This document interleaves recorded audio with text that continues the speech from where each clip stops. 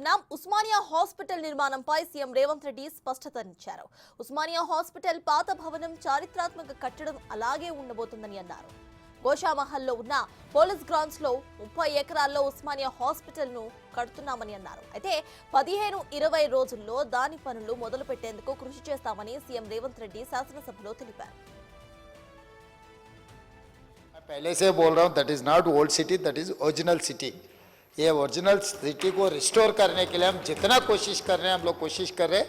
और अकबर साहब, मैं आपको वादा कर रहा हूँ, वो जो उस्मानिया हॉस्पिटल हेरिटेज बिल्डिंग है उसको भी बचाएंगे। और उस्मानिया हॉस्पिटल गोशा महल एरिया में 30 एकड़ में बनाने के लिए हम ऑलरेडी सरकार में ऑफिसरों को आदेश दे चुके हैं। आने वाले 15-20 दिन में मैं गोशा महल में जो पुलिस पुराना क्वार्टर्स है पूरा निकाल लेके वो नया उस्मानिया हॉस्पिटल बनाने के लिए हम लोग तय कर दिए। आने वाले कुछ दिनों में हम लोग वो काम भी शुरू कर देंगे। और मैं एक दो चीज़, क्योंकि actual I have some other important appointment, my deputy CM will take care of everything. मतलब मैं जाने से पहले एक दो बात मैं ये साफ कहना चाहता हूँ कि अपना शान हैदराबाद शहर का हम बचाए तो ये अपना आगे तरक्की होने वाले है। इसीलिए हम लोग मेगा मास्टर प्लान फॉर 2050 हम लोग बनाने के लिए कोशिश कर रहे हैं। अकबर साहब, मैं కొత్త ఉస్మానియా హాస్పిటల్ నిర్మాణానికి ప్రభుత్వం మాస్టర్ ప్లాన్ ను కూడా రెడీ చేసింది. ప్రస్తుతం ఉన్న ఉస్మానియా హాస్పిటల్ 26 ఎకరాల్లో నిర్మితమై ఉంది. వాస్తవానికి అదే ప్లేస్ లో అదే డిజైన్స్ తో హాస్పిటల్ నిర్మాణం చేయాలని సర్కార్ భావించింది. అయితే వారసత్వ భవనాలను కూల్చి నిర్మాణం చేయటం కరెక్ట్ కాదని గత ప్రభుత్వంలో చరిత్రకారులు కోర్టును ఆశ్రయించారు. ఆ విషయం కోర్టులో ఉండటంతో మరో చోట నిర్మాణం చేయాలని ప్రభుత్వం నిర్ణయం తీసుకుంది. అందుకే గోషామహల్ పోలీస్ క్వార్టర్స్ లోని 30 ఎకరాల్లో హాస్పిటల్ నిర్మాణం చేపట్టబోతుంది. ఇదే అంశంపై పూర్తి డీటెయిల్స్ మా ప్రతినిధి రాణా అందిస్తారు. రాణా, చెప్పండి, ఇటు ఉస్మానియా హాస్పిటల్ ను గోషామహల్లో కట్టబోతున్నట్టుగా సీఎం రేవంత్ రెడ్డి స్పష్టం చేశారు శాసనసభలో. ప్రస్తుత అప్డేట్స్ ఏంటి? అక్కడ పనులు ఎంతవరకు వచ్చాయనుకోవచ్చు?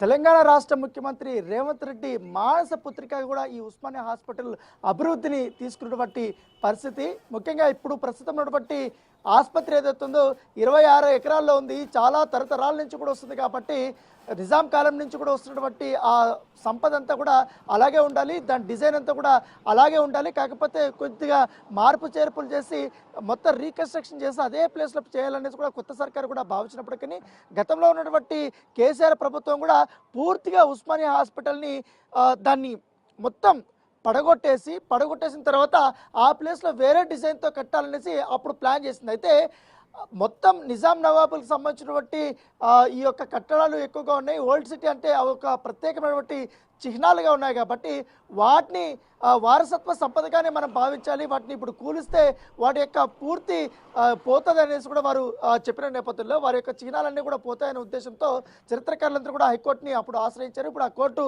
నడుస్తున్నటువంటి పరిస్థితి ఏర్పడిన తర్వాత ఆ 26 ఎకరాల్లో ఉన్నటువంటి ఏదైతే ఉస్మానియా హాస్పిటల్ ఉందో అక్కడ కొన్ని కొత్త బ్లాక్స్లు కూడా ఏర్పాటు చేసుకుని పాతకు సంబంధించినటువంటి దాంట్లో మాత్రం యాక్టివిటీస్ పెద్దగా లేవు. సో కొత్త బ్లాక్లోనే కొన్ని యాక్టివిటీస్ చేస్తారు. కాకపోతే దాదాపు రోజుకి లక్షలాది మంది రోగులు నిజంగానే ఇటు ఓల్డ్ సిటీ ప్రాంతం నుంచి కూడా ఎక్కువ వస్తున్నారు. పేదలంతా కూడా ఉచితంగా వైద్యం అక్కడ అందించుకుంటున్నారు కాబట్టి ఆ ప్లేస్ అనేది చాలా సరిపోవటం లేదు.